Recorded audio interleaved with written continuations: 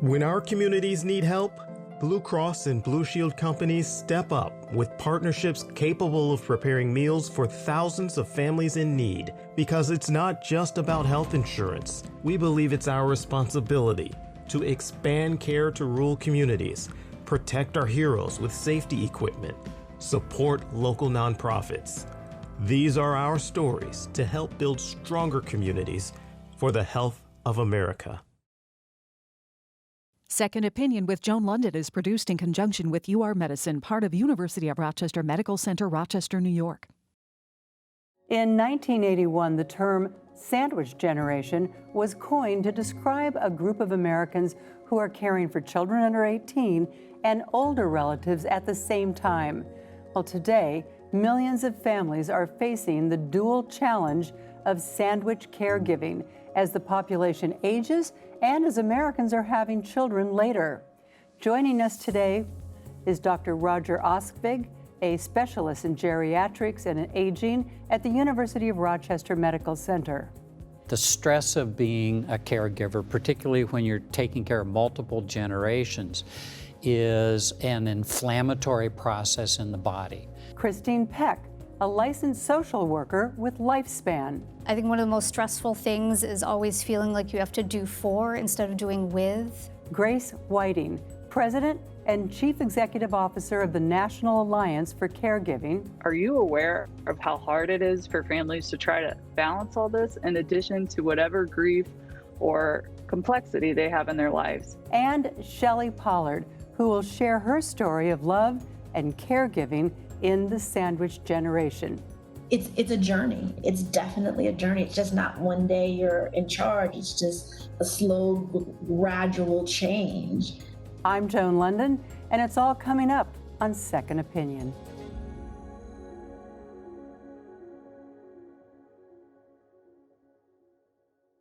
Those caregivers who are part of the sandwich generation spend at least 21 hours a week on uncompensated care. Nearly 3/4 of them are employed full-time, and about 60% of them are women. And today we meet one of those caregivers. So we want to welcome you to the program, Shelley, and for sharing your story with us, because you are a full-time worker and you have a teenage daughter at home, I think about 15 years old, those easy years. Yes. But in 2018, your dad was involved in a pretty bad car accident. Tell us how things changed at that point. So, sure, Joan. Thanks so much for having me. My caregiving journey really changed with that episode. Kind of about 2 years ago, I had a mother who was in an assisted living facility, a dad who was pretty healthy and was taking a lot of care, just making sure he was seeing her regularly, keeping her mind straight by playing cards with her and managing all her assets. And then about 2 years ago, Dad started having some challenges. He's been a diabetic for a long period of time on insulin, type 2 diabetes, and it was just getting harder and harder to manage. And then he also had some cardiac issues and was having fluid in his heart and just lots of trips back and forth to the ER night after night after night. Then in 2019, he had a pretty severe accident, totaled his car. We were very blessed that everyone walked away, including my then 81-year-old dad. But after that, the state revoked his license. And when that happened, Dad knew he couldn't see Mom at the pace he was seeing her, because he was going just about every day. And then we had to make some tough decisions about what would be best.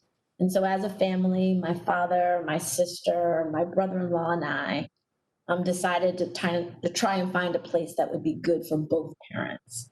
It was a hard thing to do because we had very different needs. Mom needed kind of constant care, and Dad was very independent. We were lucky to find the perfect place. But in the midst of all that, all those decisions was right when my daughter was transitioning from middle school to high school. You know, that's always a rough, or can be a rough time for kids. And you're working full time. I mean, that's a lot on anyone's plate. But it's a rather common story, Doctor, for a lot of caregivers. In fact, probably most of the caregivers in the country. And, how do you guide? As a gerontologist, you're dealing often, I suppose, with your patients and their adult children. How do you help guide them through that difficult transition? My typical format when daughters and sons begin to be worried about their parents is I bring the parent in with their children and tell the children they're not allowed to talk at all during the visit, but I'm going to talk with the parent. And so what I'll do is say there are some indications that we are concerned about your driving or about your cooking.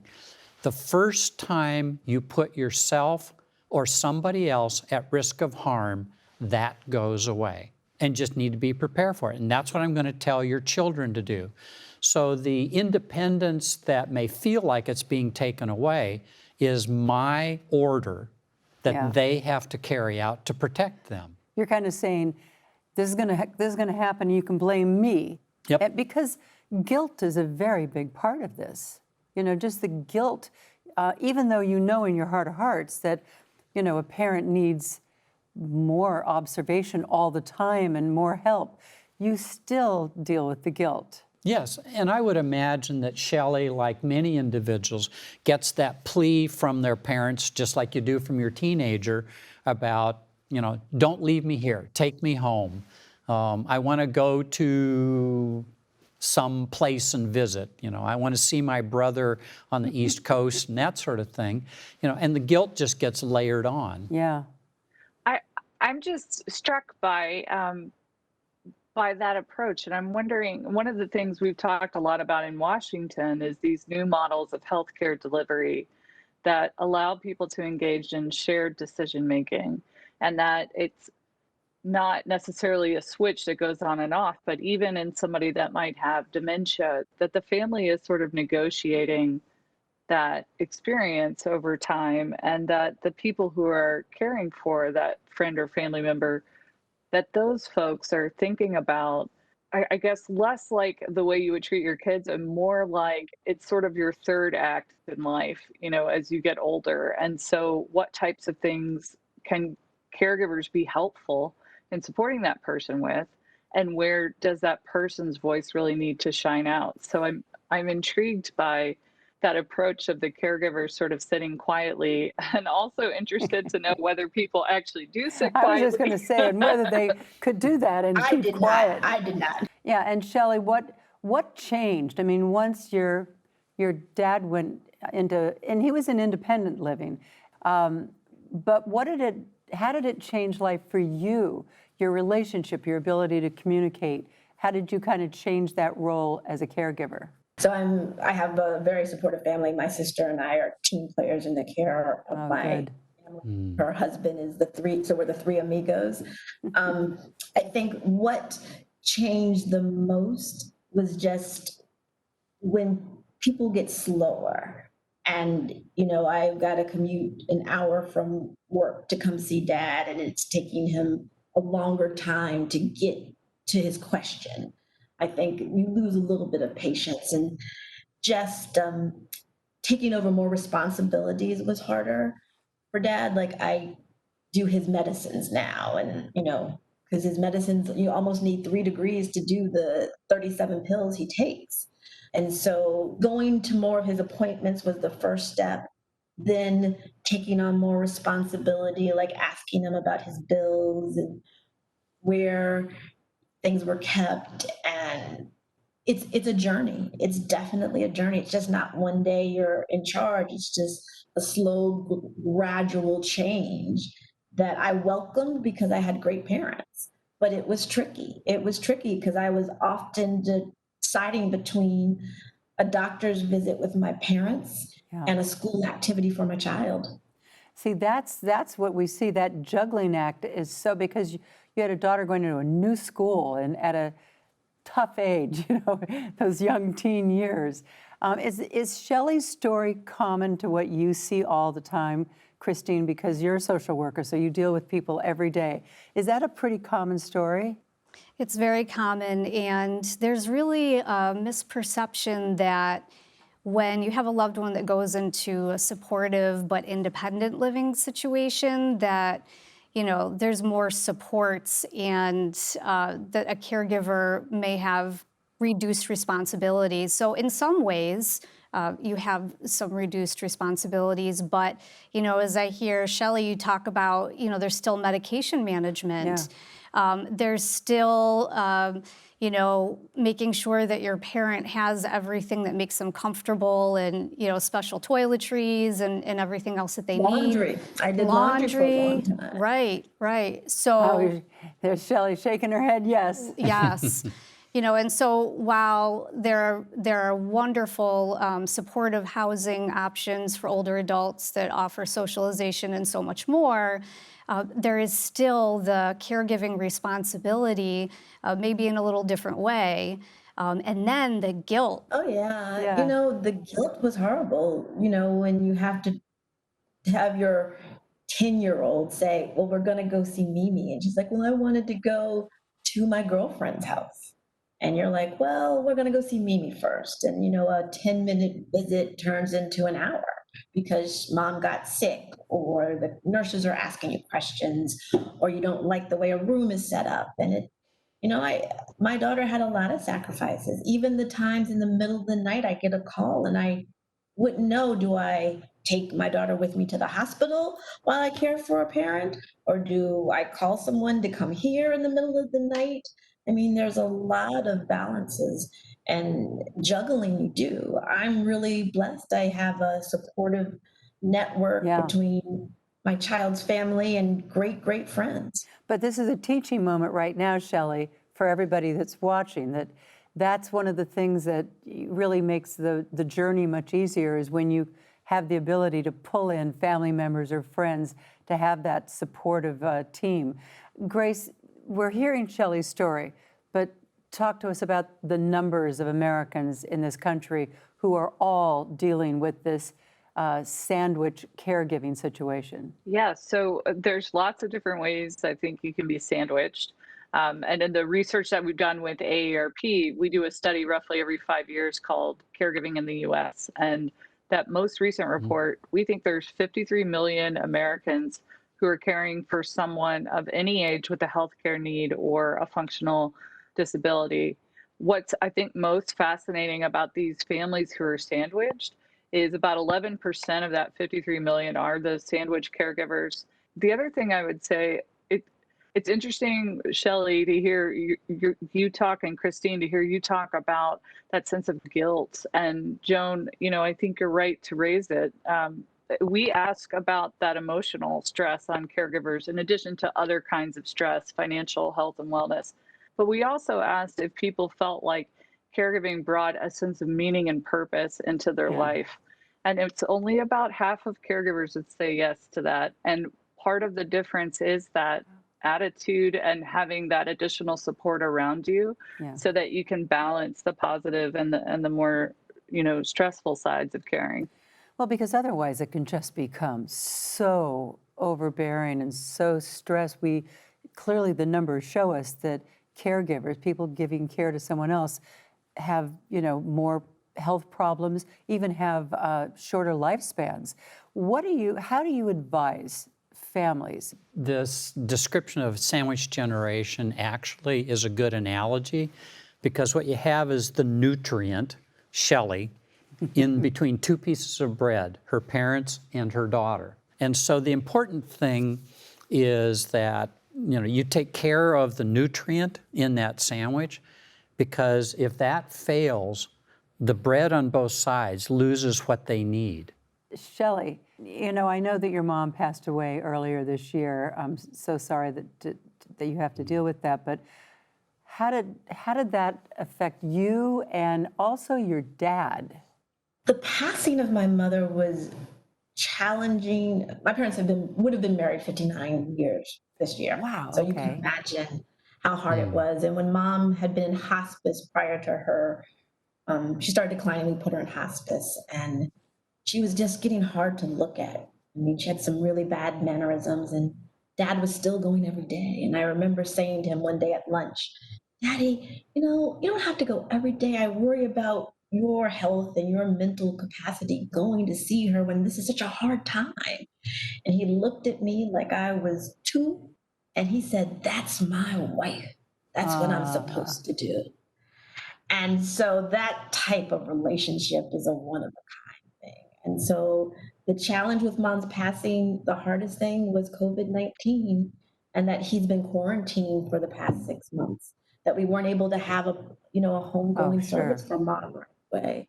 So that was the hardest thing about my mom's passing. Not being able to check on him like I would have, the family dinners we would have had Yeah. every weekend if it hadn't been this time. And Grace, though, I also want to take you to the fact that what are we doing as a nation? What are we doing to help financially support caregivers? Because these are complex situations and care is needed that people often don't even know how to provide, and it's all unpaid.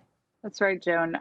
So there's a lot of initiatives at the federal government that are in the works. One is the Department of Health and Human Services has a federal advisory council called the Raise Family Caregivers Act.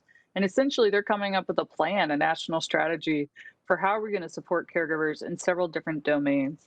There are right now additional funds that have gone into the National Family Caregiver Support Program. And this is actually a partnership with community-based organizations. And folks can go to eldercarelocator.gov and find in their county what type of resources might be available to help take some of that weight off of their shoulders. We also encourage people to really think about, where is it that I need help? Is it, what type of activities? Is it the nursing type activities that are real high touch? Is it medical tasks like giving injections or managing meds? Or is it sort of the coordinating of finances and those other things? Because there's not a lot of paid support programs for Yeah. caregivers. That, I would say if you're caring for a veteran, they just expanded the Veteran Caregiver Support Program to include veterans from earlier conflicts. Originally, the program was just 9/11 vets. So that's one place, is to check in with the VA. And the other is under the Medicaid program. Sometimes, and in some states, you can receive financial support if you are caring for a friend or family member, but it varies. I actually think folks like Dr. O are going to be a great place to start, just in Yeah. terms of some of those initial things. How do I do this? Where can I find more information? And talking to a physician who can help guide you and your family through that can be really useful. And, Yeah, I but think what you were it's hard saying. to ask for help, though, sometimes. People find it hard to ask for that help. Yeah, and I think, she said that's a role for a primary care practitioner. Women disproportionately are responsible for physical care of, that high touch, as Grace called it. Men tend to regress to the roles of managing property and finances yeah. and things like that, the technical things that are task-oriented. But women, who it primarily falls on, we're hardwired as caregivers. So sometimes it's hard. It would be very difficult, I'm sure, for a lot of women to say to their two brothers, hey, you get in there and you figure out how to do this as well. I hear people laughing. Right. Is that you, Grace? It's changing, though. It's changing, because when we look at the cohorts by age, everybody from Gen Z to the greatest generation is in caregiving. When you look at millennials and younger, men and women are equally as likely to provide care. Now, some of that may be they're not doing as much of that high touch toileting and helping somebody take a bath and get dressed. But I do think that attitudes are changing. Part of this is recognizing that men may care in different ways. They haven't been socialized to take on those care roles. So where we see younger men starting to do that, encouraging them that it's okay. There's nothing feminine necessarily about caring. We all Yeah. have a role to play. I think those roles differ between even same gender children. I know my sister and I have very different styles of how we care for our parents. My sister loves to make the family meal, and I was picking mom up and buying her clothes. I mean, Yeah. I had to figure out how to buy double D 42 bras. I mean, that's not something I ever had to do. And so even my sister and I had very different styles of caring for our parents, but we worked well together. I think that's the biggest thing. And I think my advice for everyone is always faith, family, and friends. That's the only way you'll get through it. What do you worry about as a physician about the health of all of these people, which is so much on their shoulders? I think you introduced it earlier. They really need a close relationship with their physicians to maintain their health. The stress of being a caregiver, particularly when you're taking care of multiple generations, is an inflammatory process in the body. It ages the heart, it ages the kidney, it ages the liver, it ages the brain. Life expectancies are shorter for individuals the longer that you are a caregiver. All of that has an impact, and you need somebody that's your ally that's looking out for you and saying, you know, we need to manage all of this. We need to make sure you're healthy, because if you're not, they don't have you. Absolutely. But we don't want to end without talking about the silver lining.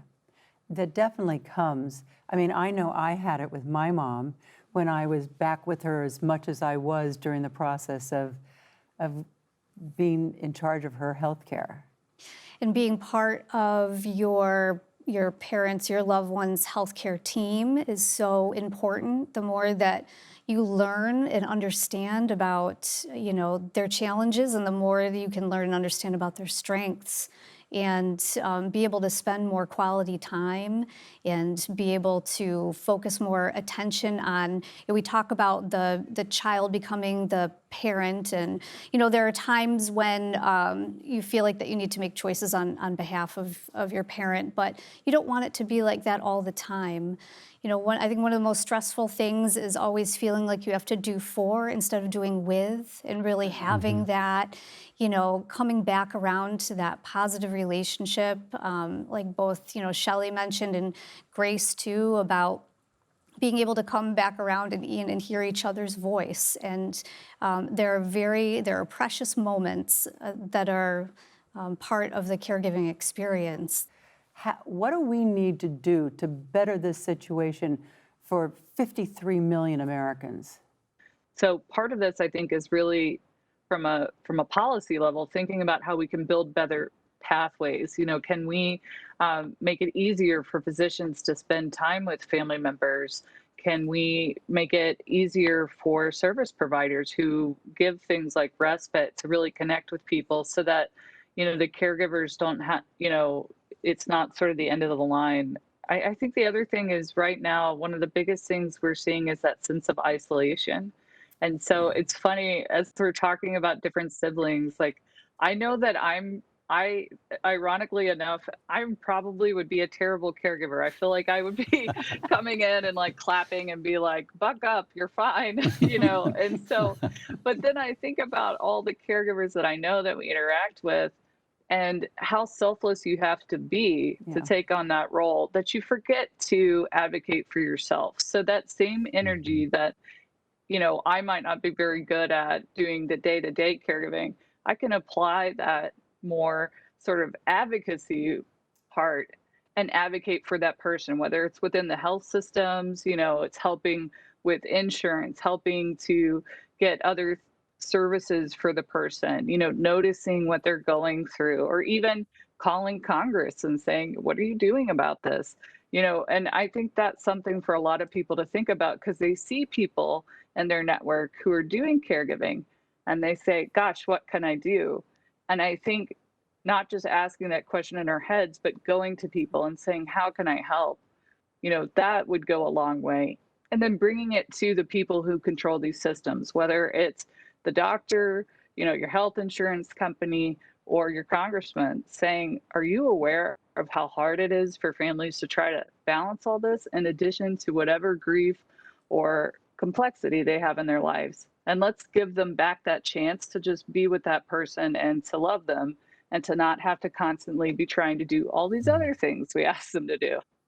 Such great advice. Shelley, I mean, as somebody who's gone through this journey yourself and dealing with all the complexities of it, what would you say to other caregivers? Count your blessings, know it's a journey, and find someone who can support you. Such great advice today. Thank you all for being a part of this panel and addressing a complex situation that so many Americans deal with every single day. And of course, thank you for watching. Find more information about the series at secondopinion-tv.org. And you can also follow us on Facebook and YouTube, where you can watch today's episode and much more. But from all of us here at Second Opinion, we encourage you to take charge of your health care. I'm Joan London. Be well.